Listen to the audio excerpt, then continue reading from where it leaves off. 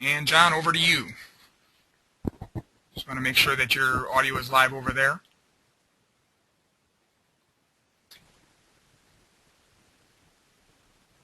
Okay, yeah, I got control of the screen here. So welcome everyone. Looking forward to a nice webinar session with you all tonight on test preparation. We're going to give this a few more minutes here, let some people join us for a few more minutes here, and I think, Dave, we're going to kick it off here about 5 minutes after the hour, right? Sounds good.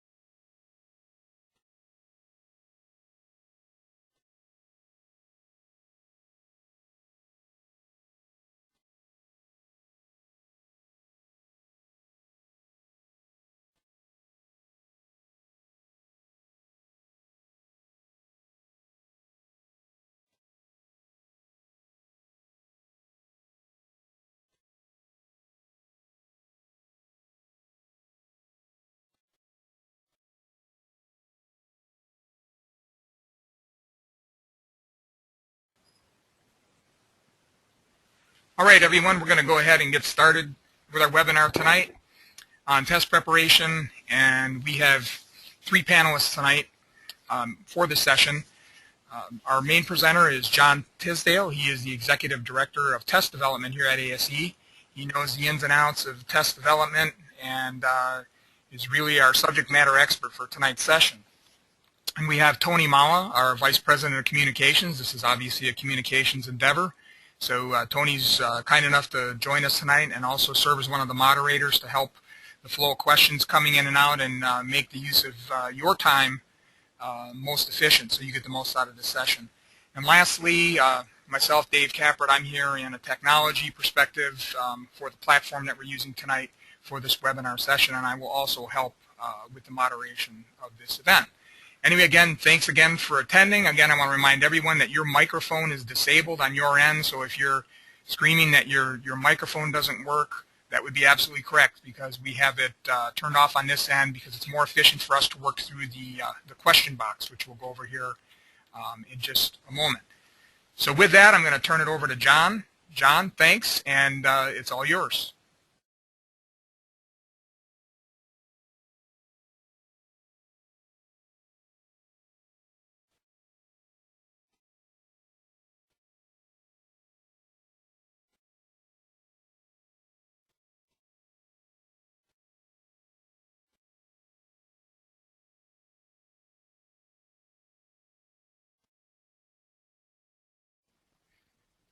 All right, Dave, thank you. I've got the slide up. Why don't you walk them through the use of the control panel and the question box here, and we'll have you walk them through the technology side of this.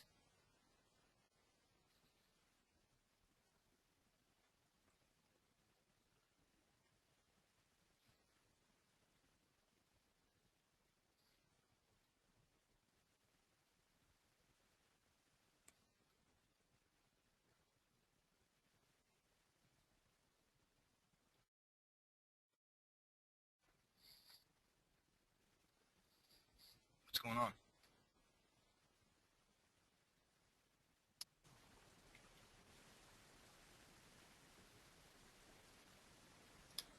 Okay, everybody hang on for a second. We seem to have a slight technical issue.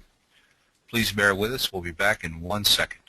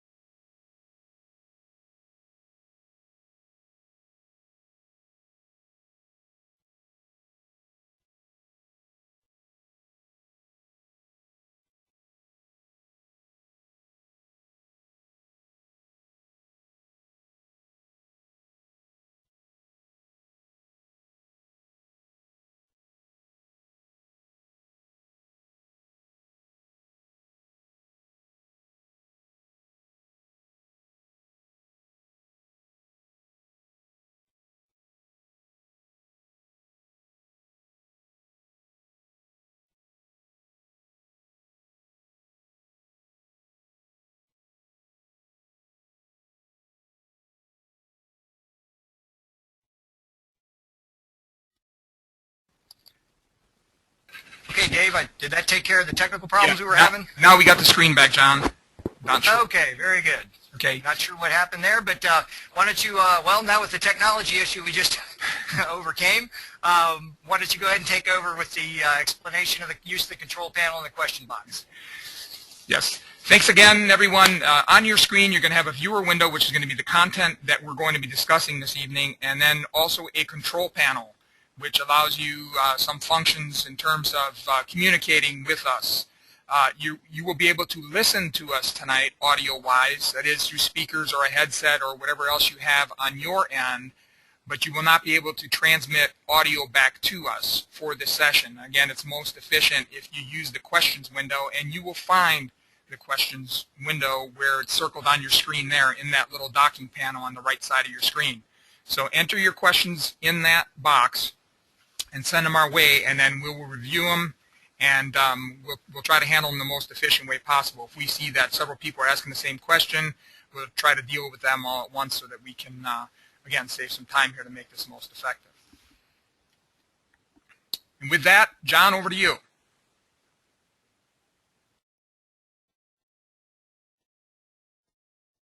Okay, Dave, I think we're gonna run a really quick poll and then we'll get started. You want to go ahead and open the poll up?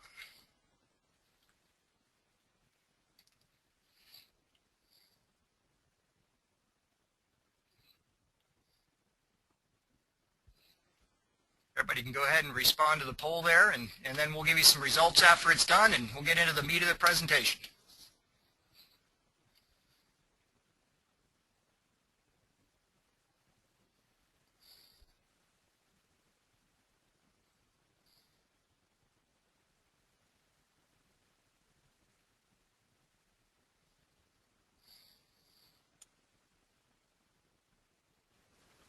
Okay, we still have a few out there that haven't voted. For those of you unfamiliar with this process, the poll will stay open. Yeah, the poll will stay open until everyone has voted. So we're at roughly about 85% of you voted. So please do cast your vote.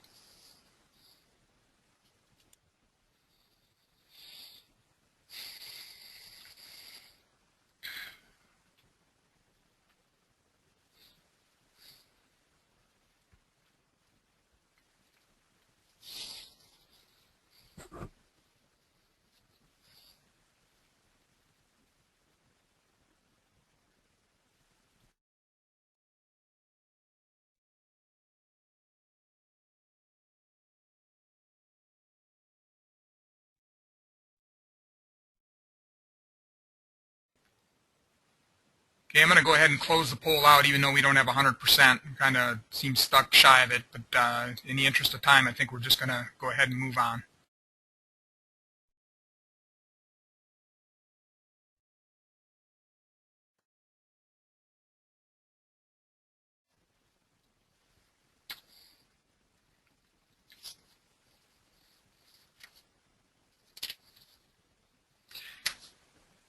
Okay, well, welcome everyone. Welcome everyone to the first ASE Test Preparation webinar here, delivered from the ASE headquarters here in downtown Leesburg, Virginia. My name is John Tisdale. As Dave mentioned in his early intro, I am the Executive Director of Test Development Operations. I actually work right here in the ASE Technical Department, where we actually work with the test and test question development. Put together a presentation for you tonight based on a lot of input we get from technicians who obviously contact us after testing, particularly after you've had trouble testing, and so a lot of the information that I've put into this webinar for you tonight comes directly from you, our technician customers who are out there trying to earn ASE certification and have asked us for some help. So hopefully what I'm going to pass on to you is going to give you some guidance and insight and help you to be more successful testing, and more importantly, help you have a very successful career out there as a technician. Really, I start this off with, one of the main questions that we get from technicians who have taken an ASE test and have been unsuccessful. They ask me the same question time and time again. John, what technical content do I need to study to pass an ASE test? And unfortunately, my answer to them is the exact same every time. I don't know, because everybody's needs are different. Your needs are different than my needs in terms of the technical knowledge or the technical knowledge gaps that we have to fill with training and education. So I'm not going to be able to actually fill those voids for you. But what my objective is to show you how to determine your personal needs for skill reinforcement.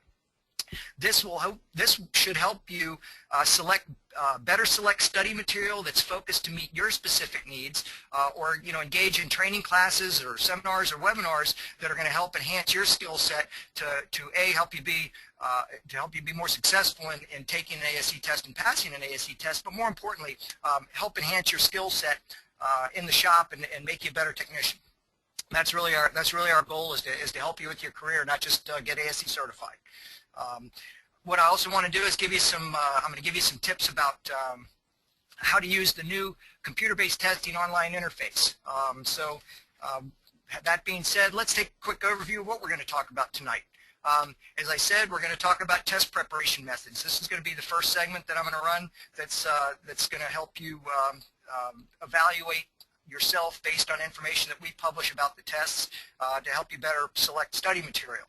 I'm going to give you some tips for test taking. We're going to talk about how to evaluate test questions. One of the things you're going to hear me say multiple times tonight, test questions tell you in words what you do in the shop. Okay, and so in order to grasp the concept of what you're doing in the shop when we give you a test question, you have to evaluate questions very specifically in order to do that. I'm going to give you some tips about that. As I said, I'm going to give you an introduction to the computer-based testing format. About halfway through this presentation, I'm going to transition. You'll have to bear with me with some technology. I got to shift over a slide to the active screen to show you an actual demo of the computer-based testing interface. If you have not taken a test in a computer-based testing center yet, and even if you have, I'm going to show you some tips about how to use the functionality of that interface to make yourself more efficient when you're taking tests. As we go along, we're going to have some segments for questions and answers. Obviously, as David mentioned, the question box is open. You can ask questions as we go along while I'm presenting, and Tony and Dave will do as good of a job as they can to answer your questions on the fly during the presentation. So, moving right along, techs always ask me, John, what's going to be on an ASE test? Okay, and fortunately, ASE publishes information that answers that very question. That information that we publish is the ASE test information that you'll find in the study guides that we publish, which we'll get into here in just a moment. So, what we do is we create test outlines for each and every test, and they're laid out in the following format. We have a test specification, a task list, and this test specification and task list, that's the outline of the test, and the task list are all the skills that we as technicians should know and understand when we're doing that work for a living, whether it be engine repair, brakes, suspension, steering, what have you. The task list outlines the skills that the questions in the test are going to be based on, and we're going to talk about that more in detail here in just a minute. The interesting thing that I want to share with you, this is foundational test content information because the test questions relate directly to the content that we outline in the task list for each test. There's no tricks. What you see is what the test questions are going to be based on, and that's how you'll have an expectation of what knowledge base you have to have walking into the test center. It gives you an idea just how new a technology are our test questions relating to. Okay, do you have to know cutting-edge technology, or are we staying? Does ASE testing? We usually stay a few years behind, cutting-edge technology. So all technicians will have an opportunity to see new technology after it gets out of warranty and gets out of the dealer shops, getting warranty services performed. So we want to have you have the best opportunity to have seen technology to gain experience. That's the only fair way to test you on content. This information, it's published by ASE. Okay, so how is it published? The way it's published is in study guides, okay? ASE, we publish a separate study guide for each test series. And what I mean by test series, you see the automobile test series study guide shown here on your screen tonight. We also have a separate study guide for collision repair, medium-heavy truck tests, school bus, and so forth. Every certification area that we offer specific certification for automotive professionals, we have a separate study guide. What this study guide contains are all the test specifications and the task lists for all the tests in that series. So everything that you need from the automobile test series is located in one place. Now, let's really review the format that ASE Test Information uses and how it's found in the study guide. Basically, this is the front page of a task list, okay, for the engine performance test as we're showing here. What you see here is the test name, the test specification, and for those of you that have taken a test, that looks very similar to your score report that you see when you walk out of the test center. Same idea. We're telling you the test specification, outlines the general content areas, and we'll talk about more of that in detail. The meat of this test content information is the task list. Those are the very skills that we as technicians perform when we're working on cars for a living, fixing cars for our customers. So let's break all these down separately, and we'll talk about each component on its own. The test specification, okay? What is a test specification? Well, it's a test outline, okay? It's kind of like the glossary, if you will. What we want to do is we take this specialty area, whether it be engine performance or brakes or suspension steering, and we break it down into subcomponents. Those subcomponents we call content areas. And in those content areas, we assign numbers of questions. All right, and that's how the test is built based on the total number of questions that we show in each content area. We'll talk about that a little bit more in detail in a moment. So let's take a look at how that's done. So for the test specification, we show you the content area, the number of questions in the test, and then the percentage of the test that relates to or that identifies for the weighting of that content area for that test. So for general diagnosis in the engine performance test, in this example, there's 12 questions in the test. Well, that's 25% of the test, okay?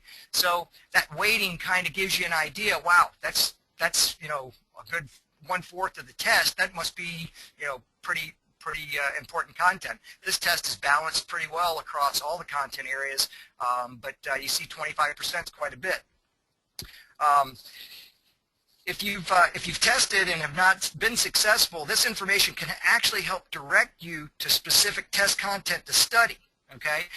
Because the test content within one of these content areas has tasks associated with it, and that's what we're going to really spend some time on, because that's what I want to show you how to evaluate yourself based on the task list. But let's understand, what is a task list? You've heard me say the task list identifies the job skills in each content area for that test. Why is that task list so important? I've already told you the answer to that question. The test questions relate directly to the job skills that we publish in these task lists, okay? In these test outlines that we publish for you. That's how you know what is going to be on the test. What's going to be on the test are all of those skills that we've shown you and questions that relate directly to those skills, okay? So a task list structure, let's review that, because this is where I want to share with you some real insight on how you can use this information to evaluate your technical knowledge, okay, before you come in and take an ASE test.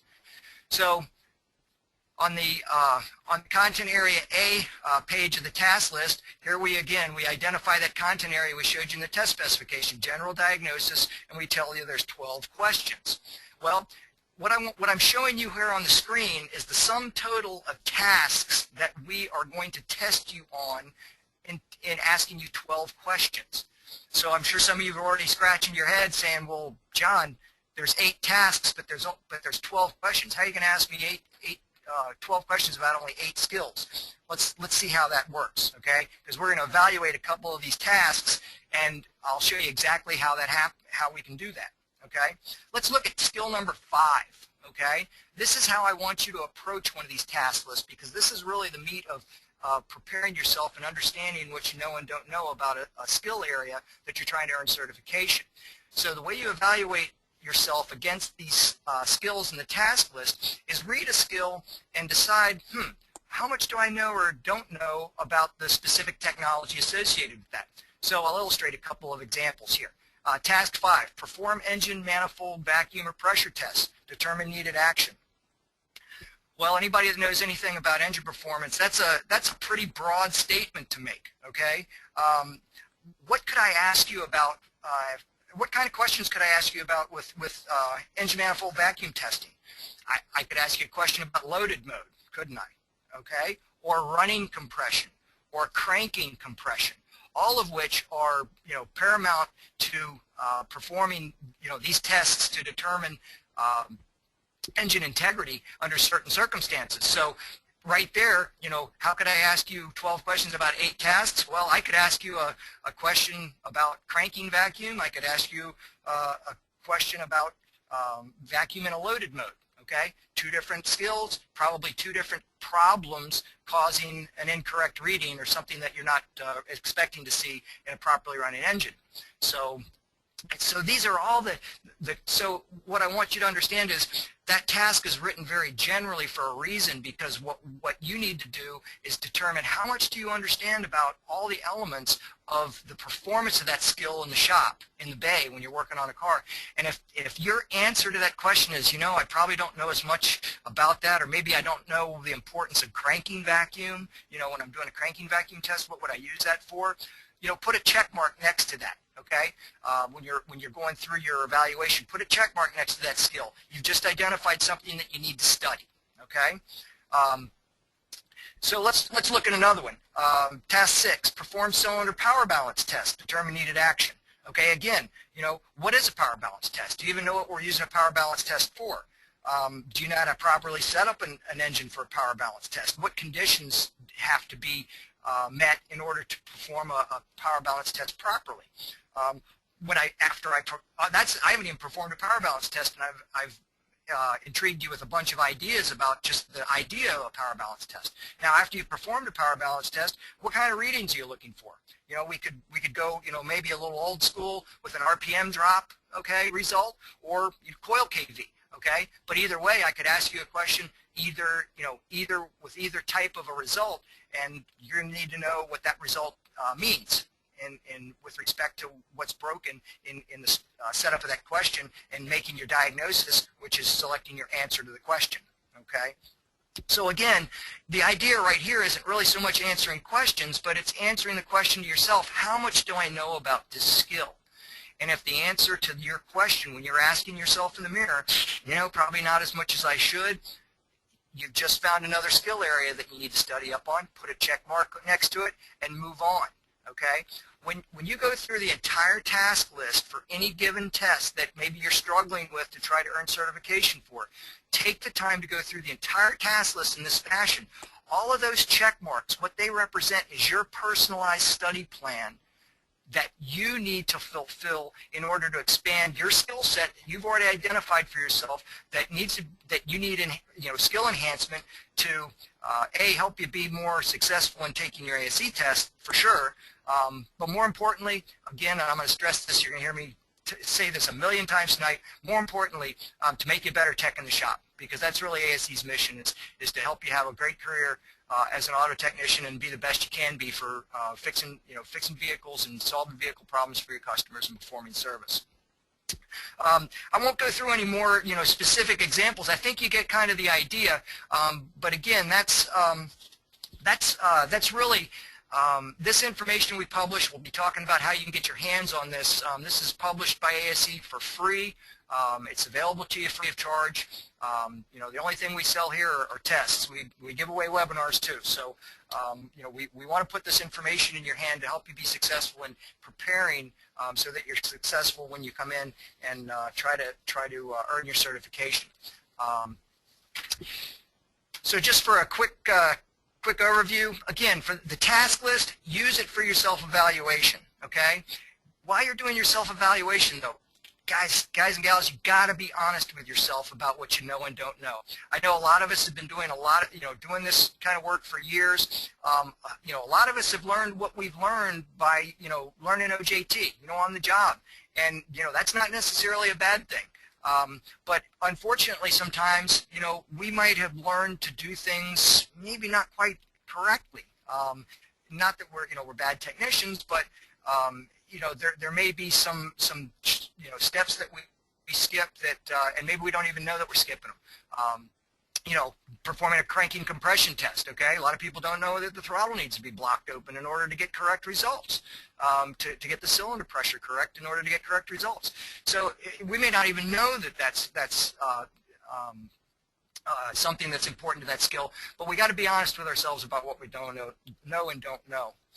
Selection of study material is key, because once you do your self-evaluation, what we're hopefully gonna do with your self-evaluation information that we put in your hand is help you select study material. You'll be able to actually look through a book and say, is it gonna help me learn this? Okay? Because if the answer is no, move on to something else, okay? Because, you know, unfortunately, I hear a lot of technicians who've taken the same test multiple times and not been successful. They're like, well, you know, I've read this thus and such a study guide, you know, cover to cover every time before testing. Well, but guys and gals, if you only do what you're doing right now, you're only going to learn what you're learning right now. That book may have carried you as far as it can carry you with respect to the information that publishers put in that one book. Unfortunately, I don't know too many books that are one book that cover, you know, the entire scope of skills that we as technicians need to know and understand in the shop when we're doing this work for a living.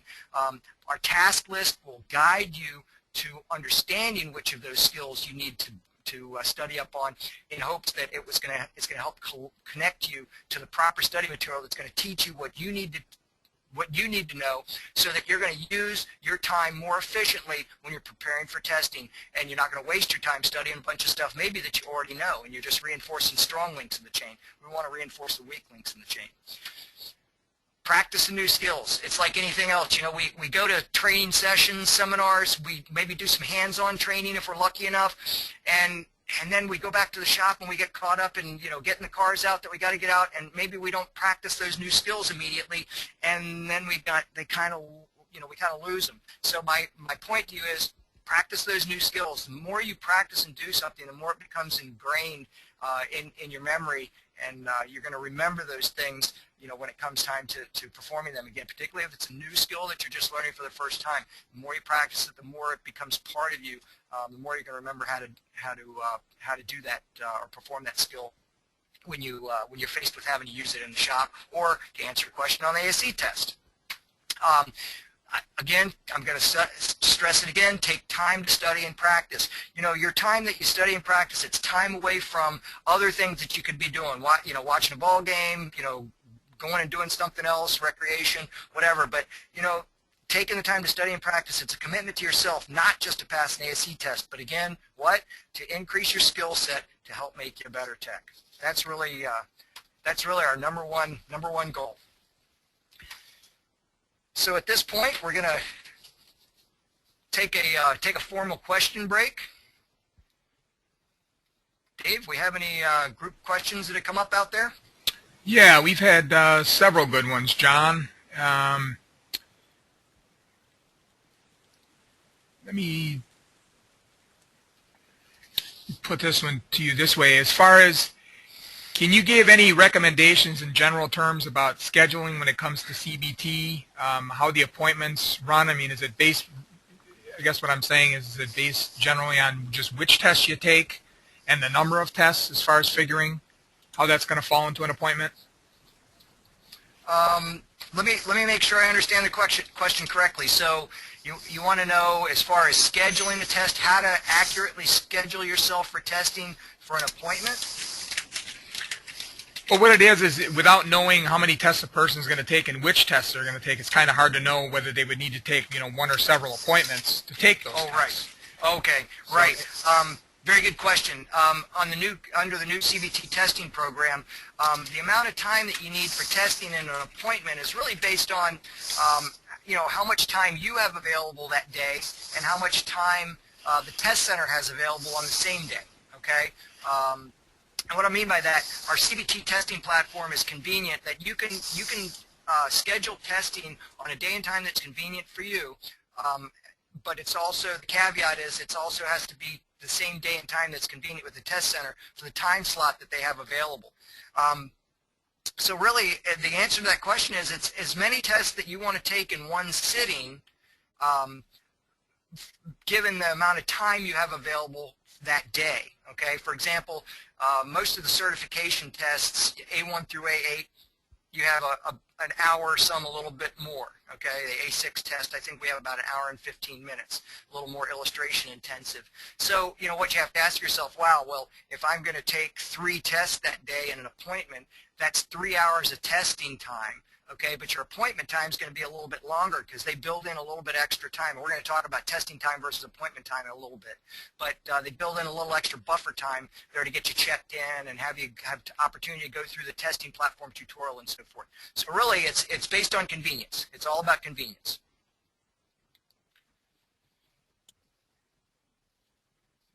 Have anything John, else? this is Tony. I have another question here.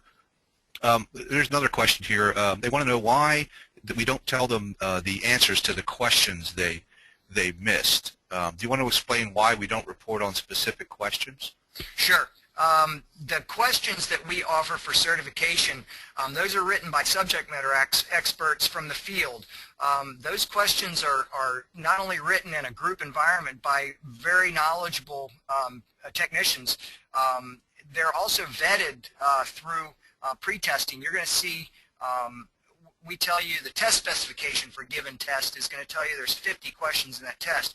Well, I can tell you when you come to the computer-based testing center, you're going to see 60 questions in that test. 10 of those questions are newly written questions by our SMEs, okay? And what we are doing is we're gathering statistical analysis on those questions to make sure they're clear, concise, understandable, okay, and only have one right answer. We have to do this if we're ever going to use those questions to make a pass-fail decision in a future test, and that's also how we introduce new technology into the test as technology changes, and we introduce that technology in a test update.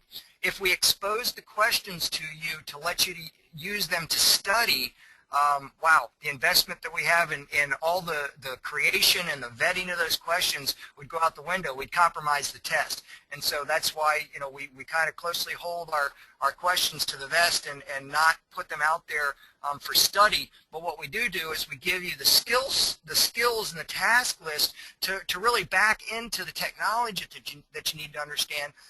Because questions, quite frankly, questions are designed to test your knowledge. They aren't designed to teach you anything.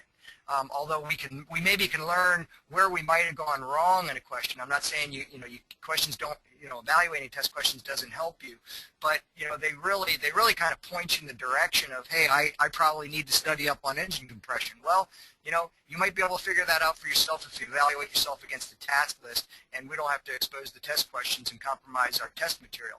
It would increase the cost of the ASE program exponentially if we were to put tests out there for study, after we administer them. So it's just impossible. Good question. I hear that one a lot. John, here's maybe one more that we should entertain, and that is, are the research tests harder question-wise than a regular certification test? Yes and no. The harder part of a recertification test is one thing that we do try to accomplish in the test development department when we actually physically create the test form that you're going to see for certification. We try to introduce the newer technology questions, the ones that have been written at the most recent test review workshop and have gone through the vetting process for us to know that those questions are fair and accurate to be asking in order for you to get a pass-fail decision made when you're trying to earn your recertification test. So the difficulty, statistically, there really isn't any difference in the numeric value of difficulty of the test, but there might be a perceived difficulty because there may be some newer technology in there that we're expecting, as an experienced technician coming in after 5 years or 10 years for recertification, that you should probably know or understand for research. So the newer technology might give you a perception that it's a little harder. Okay, so anything else? We're going to move on? Let's go right ahead and move on, John. Okay, very good. Okay, let's I'm going to shift gears, and we've talked about how to evaluate yourself. So what I want to do now is we're going to review the question styles, but what I want to share with you is some tips about how to evaluate all test questions. We're not going to go through specific test question styles.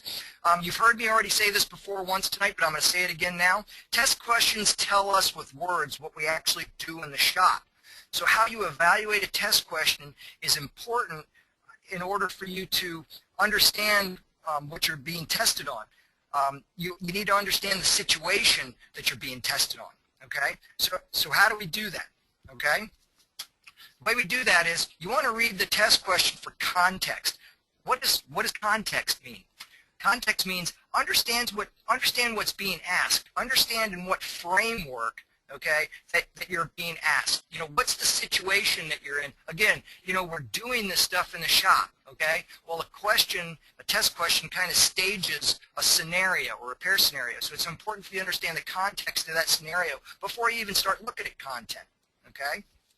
Is it a diagnostic procedure or a repair procedure? You know, are we doing a root cause analysis, like, you know, diagnosing low fuel pressure, or are we performing a repair, you know, like torquing lug nuts, okay?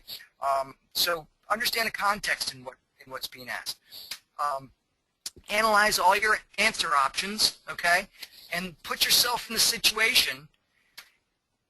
And then what you want to do is, then you want to read each question for content, okay? And when you read the question for content, you want to analyze key information in the question, not in the question, in the setup of the question, but also all of the answer options, okay?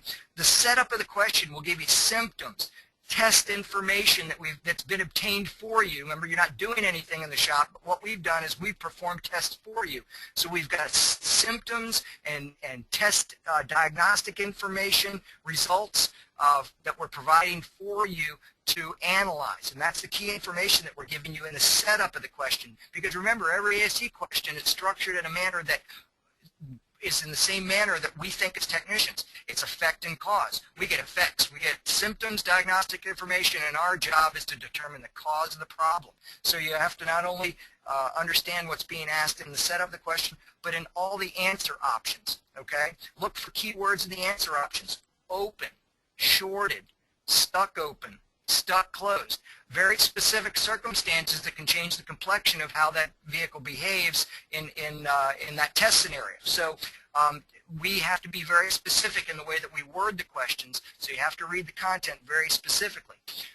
Most important thing is take the information that we provide you face value, okay? Don't read into the question. Everything that you need is in front of you. As soon as you start introducing information that we haven't provided you, other than your technical knowledge of that skill, okay, that's when you go down the wrong road. Don't read into the question. We've given you symptoms, diagnostic information, test results in order to arrive at a conclusion of the 4 options that we've provided, okay? One of those is correct and 3 are incorrect. So that's really context and content. Understand the situation and make sure you understand, you know, the content of the question, what we're providing you for when you're performing your analysis of that question. Final recap of test taking tips. Use that task list as a benchmark. Find really good study material. One of the things that we touched on, register early. Don't wait until the last minute. You know, you're going to sign up for testing, and then, you know, you're going to be responsible for making your appointment.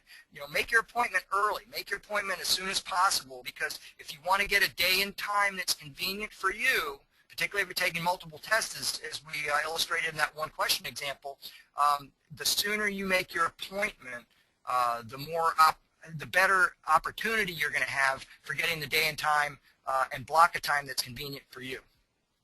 Review your appointment confirmation, okay? That recaps what you've registered for. The way you receive that now is it's sent by email, and if for some reason you didn't get it through email, maybe spam soap blocked it or something, you can always get it through your MyASE account.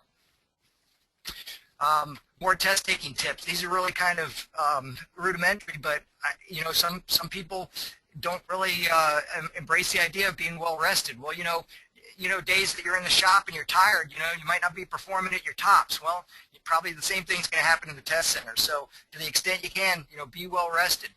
Eat a light meal, not real something heavy that's going to make you sleepy, but eat something light, keep your energy stores up, and you know, keep the brain function at top level. You know, reading test questions isn't something that we do every day. You know, we read a lot of service information and so forth, but analyzing test questions, you know, a little bit different than what we're accustomed to. Want to make sure our brain's sharp. Arrive early at the test center. That kind of goes without saying. I want to make sure that that you know, you get there on time and get there for your appointment promptly, since we're scheduling appointments now. Security at the test center. You know, I'm going to touch on this because this is something that, you know, technicians have talked a lot with us a lot about. Security at the test center. why is there test security now? You know, people that are familiar with the testing program that we had previously, you know, this is a total about face from what we've had in security in the past. And the idea is that it isn't just test security, ladies and gentlemen. It's not just security of the test. That is part of it. But it's also, more importantly, it's personal security.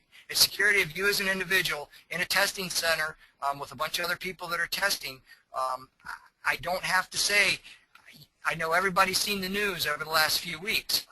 You know, it just goes to show you that, you know, sometimes you just don't know what could happen.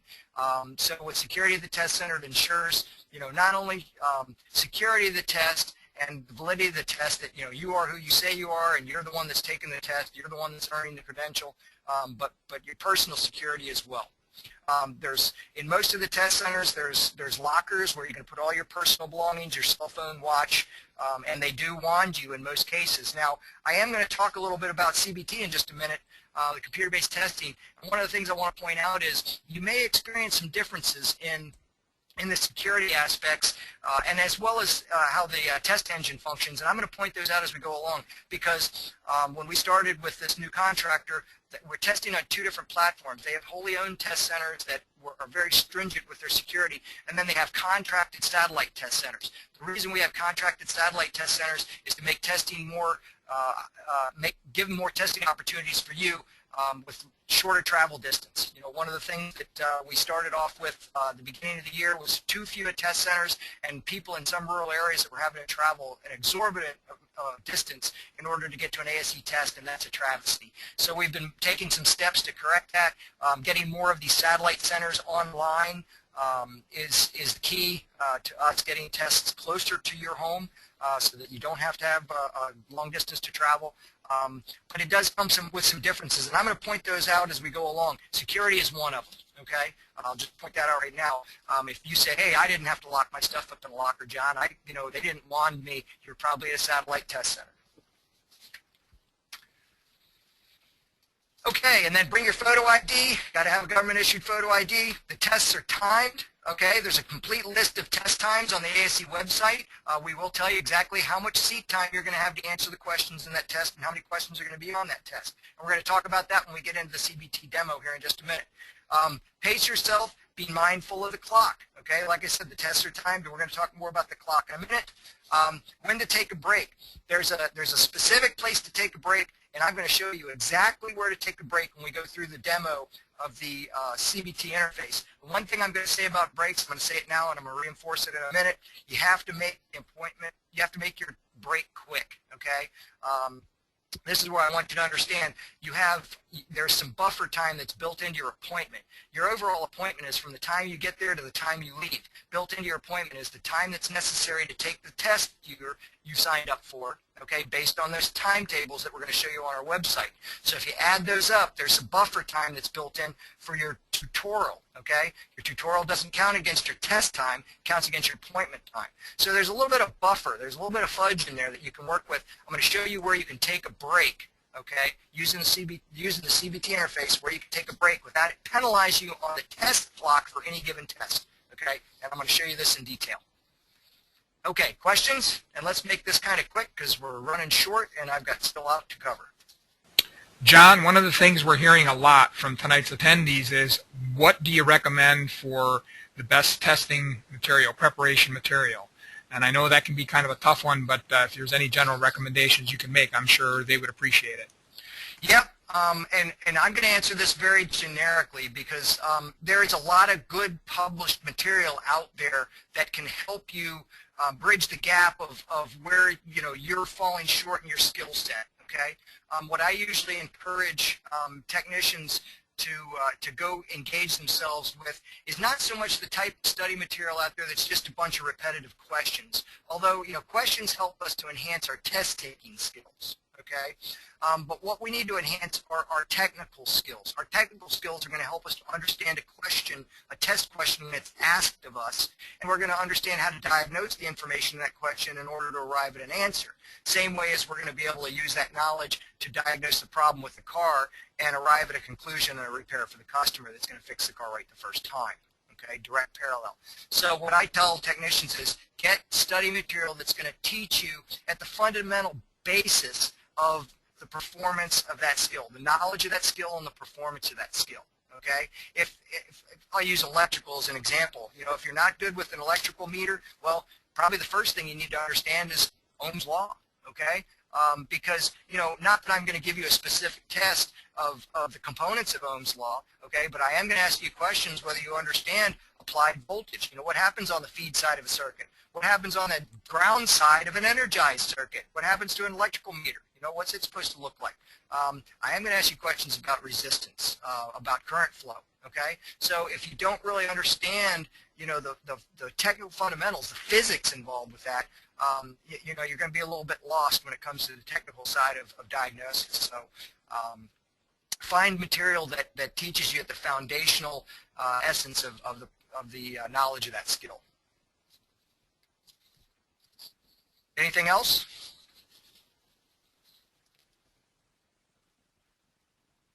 We've had some issues or questions on security, John.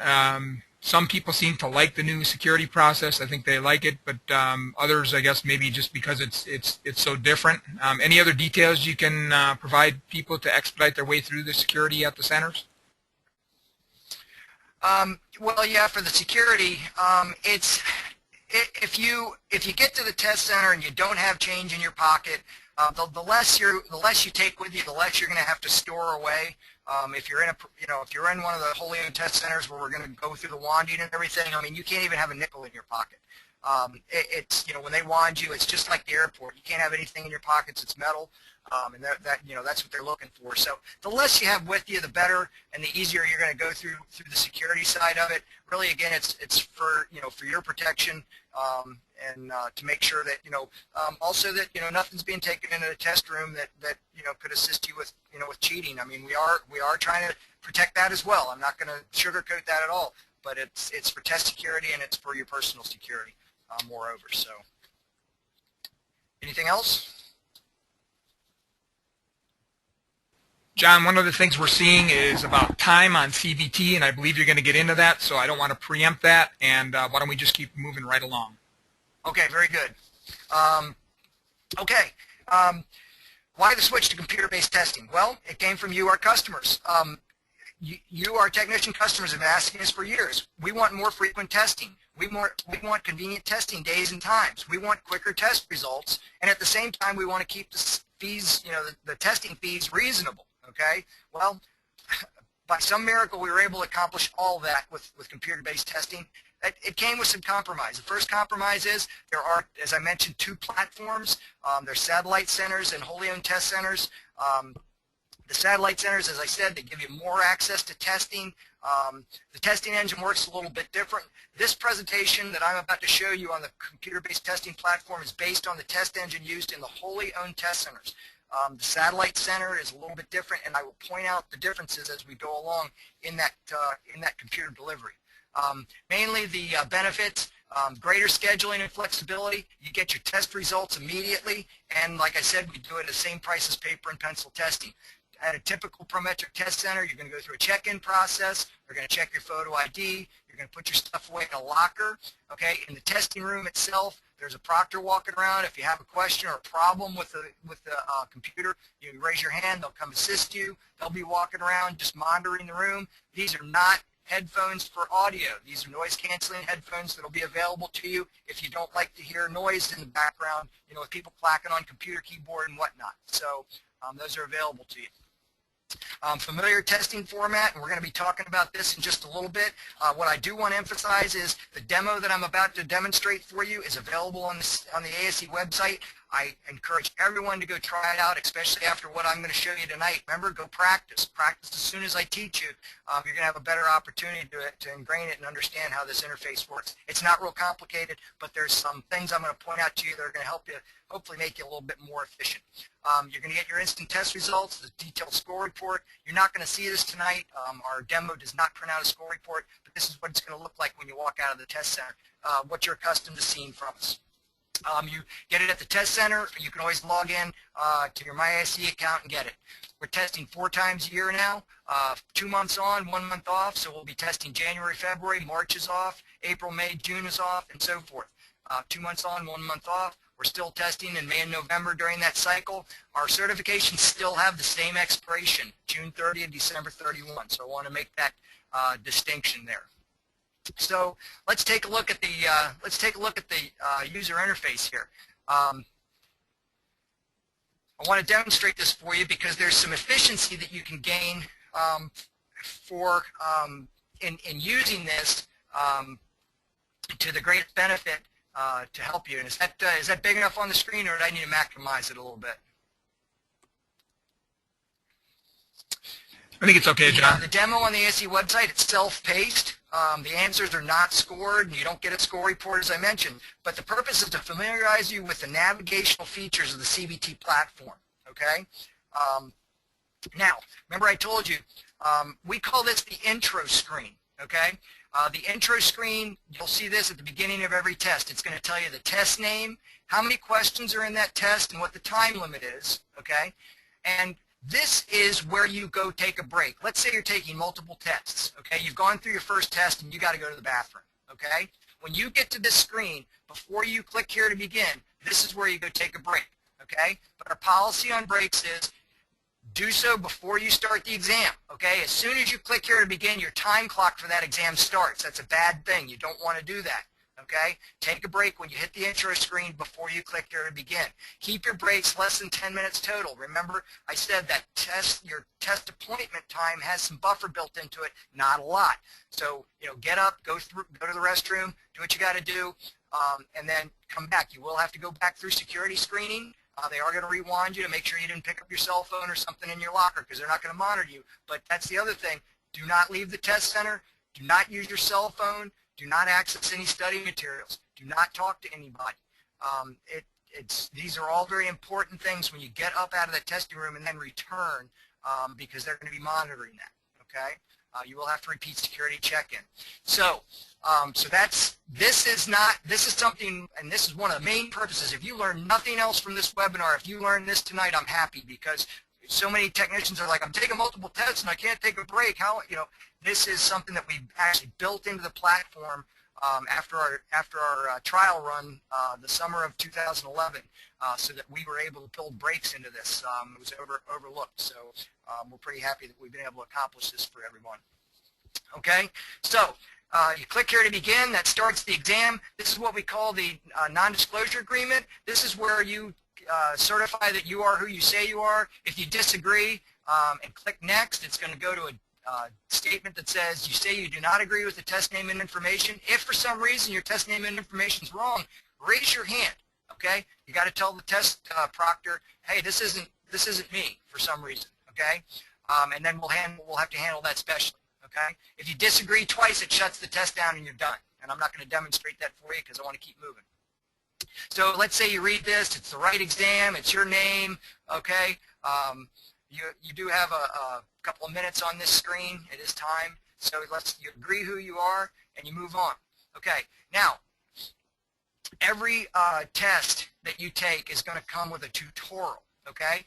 I'm going to demonstrate the tutorial for you. Okay. But what I want you to know is, if you're comfortable with the user interface, if you've taken multiple tests and you're like, oh, I know how to do this, you can end the tutorial and move right into your test. Okay, because there's 15 minutes up here logged into your appointment time for this tutorial. Remember, that doesn't count against your test time. Okay, this is part of your appointment time. All right, but if you don't need the tutorial because you're already familiar with it, you can end tutorial and move on. Okay, but for the sake of tonight, I want everybody to see it. So we're going to move on. Kind of a 101 approach, using a mouse. You ask me, John, why are you showing me how to use a mouse? I mean, come on, that's like computer 101.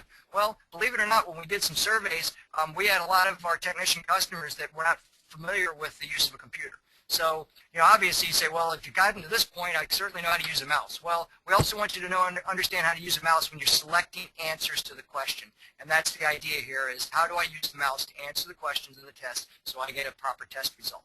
Okay? Okay, and then we teach you how to use the buttons, and I'm going to go through these all separately, but each of these, the tutorial explains each button that's in the exam, what it means, and what its function is, okay? And we'll talk about those here in just a minute when we get to the actual interface. Flagging the question. I'm going to spend a lot of time on this here in just a minute. I know we're getting close on time. Flagging is really what you're going to use, the function you're going to use to help you be efficient when you're taking the test. Okay, this is going to help gain you so much efficiency in your new approach to testing. We all had our methods with pencil and paper. They can make a little mark on the answer folder or circle on a question in the booklet. It's a new world, and we've got new skills to learn how to use the interface. Navigating through the exam, you can always go back, okay, or move forward. Okay, so you have previous question, next question. If you didn't intend on going forward, you can always move back.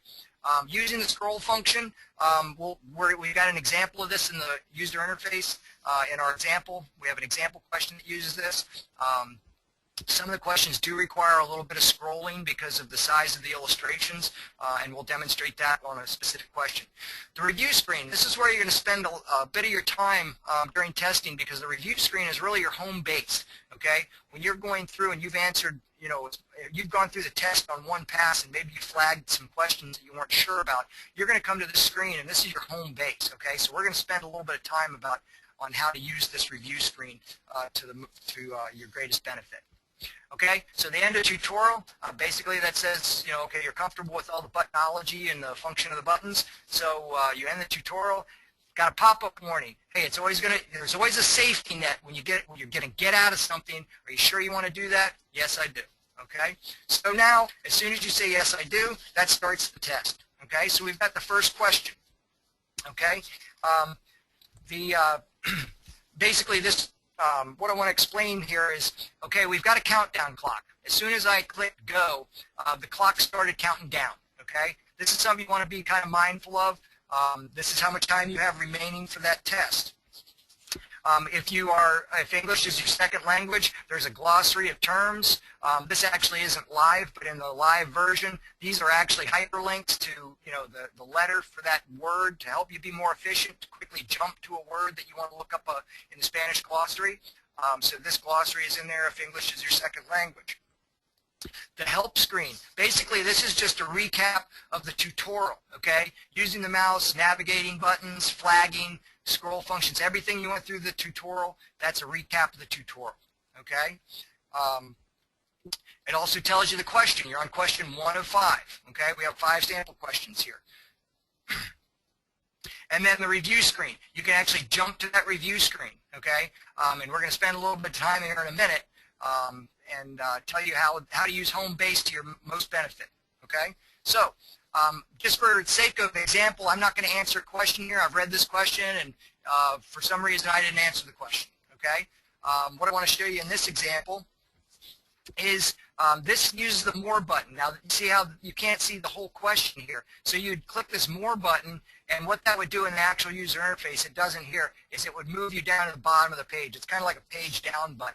Okay, and what that does, it allows you to see the entire question, make sure, and then you can still use your scroll button to, read the question, say, okay, the horns in the circuit only blow with the jumper wires connected between terminal 30 and 87. So then you might need to kind of move a little bit while you're evaluating Tech A, what he says and what Tech B says. Okay, so you might have to scroll a little bit, and okay, I'm satisfied with my diagnosis. I'm going to, I'm going to select an answer option, and I'm going to move on, okay? I think what I intended on doing here for example's sake is I want to flag that first question, okay? I flagged that question. I read that question and I wasn't sure about it, so I flagged it, okay? This question, I'm pretty good with it, and I've selected an answer, so I'm going to go ahead and move on, okay? Just for the sake of example, I'm going to leave this question blank, and I'll show you why in a minute. This one here, I read this question, and okay, I'm going to go ahead and select my answer, but I'm not real sure about my answer, so I want to flag that question. It's not like I'm dumbfounded. I've got a pretty good idea with that, but I don't want to waste any more time on this right now. I'm going to come back to it later, so I'm going to select my best option now, and I'm going to flag it, okay? And then I'm going to move on, okay? And just for the sake of example, I'm going to go ahead and maybe I thought I selected this. See, one of the things I want to show you with the user interface, you can click on the radio button or you can click on the text, okay, to select your option. You can't click out here, okay? This isn't going to change anything. So the example I wanted to show you was maybe I clicked here and I thought I answered that question, but it really didn't log my question. So if you're in a Prometric wholly owned test center, when you come to home base, you've gone through the entire test, okay? At a Prometric wholly owned test center, you're going to see this count up down here. It's going to tell you that you've got 3 unanswered questions, 2 flagged questions, and 2 questions that you've answered. Now, one of these could have been answered and flagged, okay? It has a flag and an answer given, okay? But the idea here is, what we've done is we've grouped questions into a logical little grouping for you to now go back as you have time, okay, and re-review those questions, okay? So let's say you said, okay, well, the first thing I'm going to do is look at the unanswered questions because I thought I answered every question. So you can actually go back and select this button, Review Unanswered, and it will actually take you to the first question that you did not select an answer for and allow you to review that question, all right? So that happened to be one of the ones we flagged, so maybe we weren't real sure about it. So we read this question. If we're satisfied that we can select an answer, we're going to go ahead and select an answer. And we're totally satisfied with the answer, so we're going to unflag that question and we're going to move on. Well, what it does now is the user interface is built to move to your next unanswered question. We've put all those unanswered questions into a group, and it's going to go through those until you've seen all of them, okay? So you're going to go ahead and select an answer to that question, move on. It's going to give you the third question. I'm not really reading these, so if you guys have read this, I'm probably selecting the wrong answer. It's just for example purposes. Okay, we're going to move on. You're going to come back here. Now, see, you've got 0 unanswered. You still got 1 flag. So I want to review my flag question. You're going to like, oh, yeah, that's right. And maybe you kept this flag because you selected an answer, but you weren't really sure about it, but you also didn't want to waste a lot of time. This allows you to keep that question flagged until the very end, because what I want to teach you with using the flag function is this gives you an opportunity to continue to keep questions that you're unsure about in the flagged mode, and then continue that being flagged if you're still unsure of the answer. And then you can sort back through all your flagged questions and answer the ones that you're comfortable with and unflag them. The idea is that you want to give your best shot at the most questions that you can answer in the event that you're running out of time. Okay, we've had some experience with technicians saying they've run out of time. Although our studies fortunately have shown those aren't a great percentage, but any percentage is bad. But what we want you to do is be more efficient, and the user interface can help you be more efficient, again, by using this flag function to be your marker for questions that you're not sure about. And when you get an opportunity to come back to the review screen and then review those flag questions, if you're still not sure about it, keep it flagged. Go on to the next question, and then that next question that you flagged, maybe you're comfortable with your answer and you unflag it, and you get sorted all the way down to those ones that are still flagged that you're just not sure about. And if you still have time, you take your best shot at them. Okay? Because again, I always say a guessed answer is better than no answer, because if you don't offer an answer, you got a 100% chance of getting the question wrong. Okay? If you don't offer an answer, you get a 100% chance of answering the question wrong. If you offer an answer that's a swag, you got a 25% chance of getting it right. So play the odds just like we do with the Powerball lottery. Now, the IBT, the Satellite Testing Center user interface, I want to tell you the differences, because this is really where the functional differences exist if you're in a satellite test center. In a satellite test center, you don't have this functionality down here, this count up, okay? And you don't have these buttons to help you to go back and review those groups. What you do have the ability to do is follow the icons. See this little flagged icon? Well, you have that in the Satellite Test Center. So what you're going to do is you're going to wind up, if there are more questions here, you'd scroll through your list. So if you had a flagged question or an unanswered question, you could simply double-click on that question, okay, offer your answer for it, flag it or unflag it, okay, and then go back to the review screen. And what you're going to do is you're going to parse through your list of flags and unanswers based on the icons that you see, and you're going to use the double-click jump feature to go back to that specific question, and then go back to home base to do your review of the questions where you stand with respect to your responses. And that's really, again, where the functional difference exists between a satellite test center and a Prometric wholly owned test center. Now, one thing I do want to point out, remember that safety valve that you saw pop up, that pop-up warning when we were going to leave the tutorial? Okay, well guess what? When I go to submit for scoring, boom, are you sure you want to submit for scoring? Okay, there's a safety net here. Okay, it's going to save you from scoring this test if you weren't really ready and hadn't intended on doing that. I also want to tell you about two other pop-up warnings you're going to see. There's a pop-up warning for time. Okay, if you're just not paying attention to the clock, well, guess what? When there's 15 minutes left, a box is going to pop up saying you've got 15 minutes left. Okay, and you're going to click OK. Okay, and the box is going to go away. You're going to get a second pop-up that's going to say you've got 5 minutes left. Okay, so we got pop-up warnings at 15 and 5. 15 minutes left and 5 minutes left, whether you're watching the clock or not. We're going to give you a little bit of a safety net so that you can start to pace yourself based on where you stand with the responses you've given in the test, so you can answer, again, as many questions as possible to put your best foot forward in achieving a passing score. So it's a little different world, ladies and gentlemen. It's a little different world in the computer-based environment, and so I wanted to share some of these tips with you to help you understand the functionality of the user interface. Again, it's ASE.com. You can go and practice this yourself. Come up with your own scenarios. Come up with your own way that you do this. I'm just giving you some suggestions how you can sort flag questions and then get all the way to the end of the test and then go back through your flag questions and then sort them down again. And then if you wind up not getting to the last 3 questions, well, that's better than getting stuck on a question at question number 25 of 50, spending a lot of time on it, not getting to the last 10. If you didn't answer the last 10 questions, maybe you would have answered 7 out of those 10 right. You'll never know. Okay, so use the flag function to help you pare them down and put your best foot forward with the content knowledge that you do possess. Every ASE test doesn't require 100% to pass, so you can miss a few questions and still pass the test. We want you to put your best foot forward with all your responses.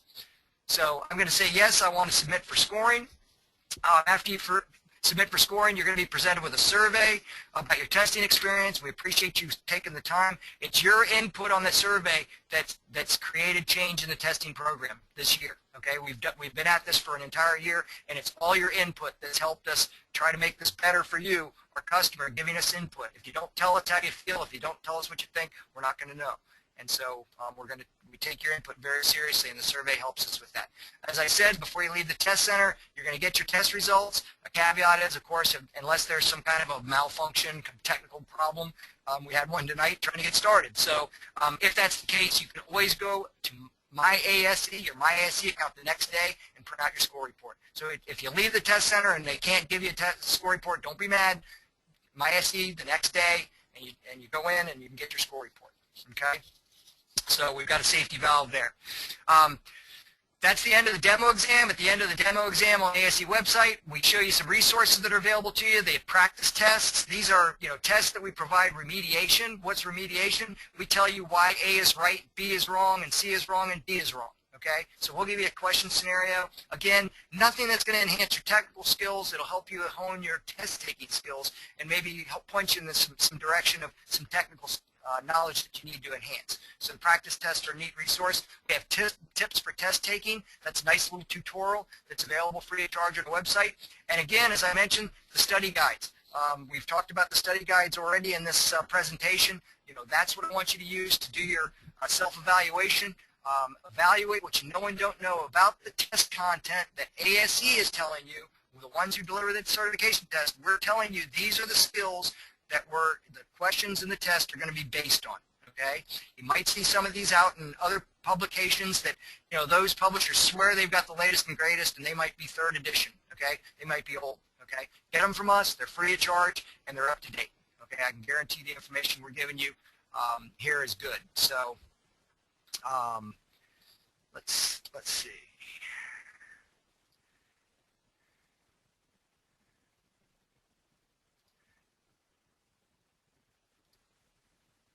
Okay, let me get this out of the way, and just going to run through here real quick. So I'm on the home stretch, so gang, I appreciate you hanging in there. I know I'm running a little over, but just for a quick review, ASE Study Guides, we've talked about what they are. They're available free of charge, as I've said. They're available in two ways. You can get them off our website from a download page, okay? But I would only encourage you to download segments of that study guide. I wouldn't go in and say, okay, go print the whole study guide off the ASE website. It's about 65 pages. You're going to burn up an ink cartridge and a good ream of paper, and I don't want you doing that. If you want the full book, give us a call or contact us. Contact ASE customer service. We'll make one available to you free of charge. We'll mail it to you for free. Use the test information, as I said. Use it as a benchmark of your readiness for testing. Okay. That's the only way that you're going to know what you know and don't know about the test content we're telling you need to know and understand when you come in to take the test. Okay, ASE website, ase.com. Like I said, we've got the interactive test taking tips, the CBT Test Drive. My point in reinforcing this for you, you need to do as much as you can before testing to ensure you're ready before you come in and take your test. The more you do ahead of time, the better success you're going to have first time through at the CBT Test Center and taking and passing your certification test. So, any questions? John, one of the questions that we've been getting here is what percentage does it take to pass an ASE certification test? Very good question. Very, very good question. I hear that one a lot. ASE test passing scores are not based on percentage. They're based on a number, correct, and I'm not going to go into the specifics of that. It's a long, drawn-out explanation. But our passing scores are determined on a test-by-test basis, and the number correct is based on what the industry said that we technicians, what bar we should have to jump for that given test. That's why you could have 2 50-question tests in the automobile series. One requires you maybe to answer 34 correct to pass. One only requires 33. Okay, so the bar is weighted specific to that test content.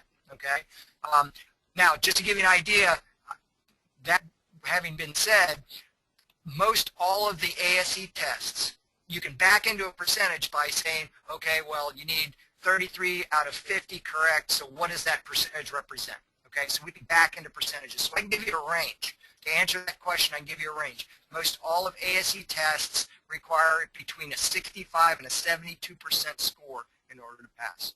Okay, 65 to 72. Okay. Anything else? I don't think so at this time, John. Probably ought to wrap it up here pretty quick. One of the things I wanted to do is I just wanted to quickly share the results of the previous poll, even though we didn't get 100%. It looks like we had some issues with some users trying to vote on an iPad, and for whatever reason the Safari browser wasn't compliant with that, so that's something we need to look into technologically.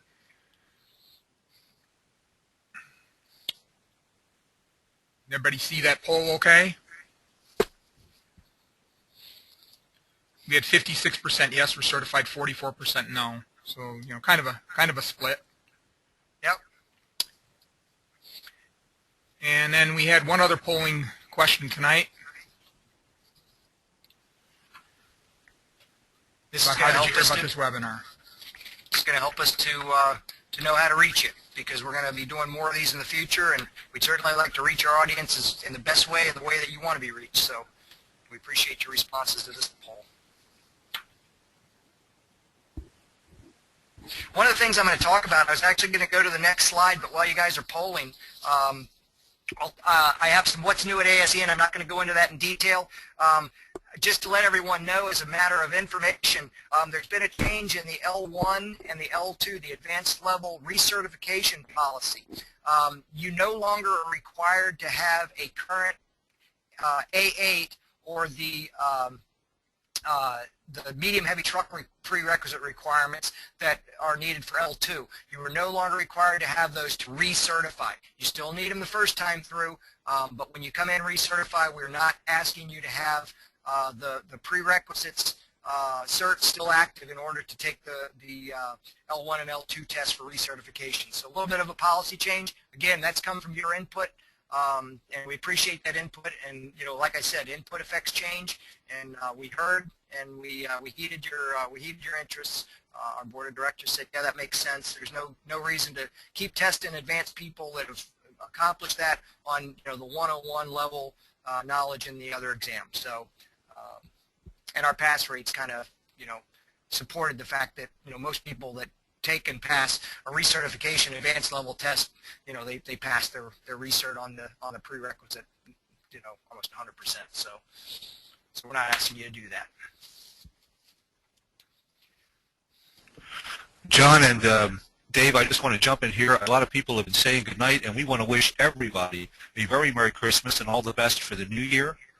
We thank you for attending, and we've been very impressed with the questions we've had this evening. So thanks a lot. We hope you found it as enjoyable and useful as we did. And back to you guys. There will be a recorded version of this webinar. Take a look at the ASE website. We'll tell you how to get to it. So if you want to share this with some other folks that you feel might be a benefit to, even though they didn't attend and register to attend tonight, it's going to be available for them. There'll be a link off our website. So we hope that, I certainly hope that the insight that I've shared tonight is going to help everyone with your test preparation efforts, your certification efforts, and more importantly, as I've said, and I'll say it again, with your efforts in making yourself the best technician that you can for yourself and for your customers, and it's all a very good thing. And again, we appreciate you taking the time, making the personal commitment to be here tonight with us. We appreciate you spending your time with us, and I'll echo Tony's wishes for a happy and safe holiday season to each and every one of you. We all have been truly blessed. It's been a great year, and we're looking for a great 2013 with all of you. And just to put a final comment on that, John, and a wrap on this webinar is thanks again, everyone, for attending and spending your evening with us tonight. I hope you were somewhere comfortable as you took all this information in. It's very, very encouraging to see the kind of response we've gotten predominantly here to the ASE email announcement about this webinar. And continue to watch your email inbox and our website for announcements about upcoming webinars, as well as postings on the recorded webinars. And as John mentioned, this event was recorded and we posted for viewing at a later date. So once again, happy holidays to everyone, and thanks again for attending. Good night, everyone. Good night.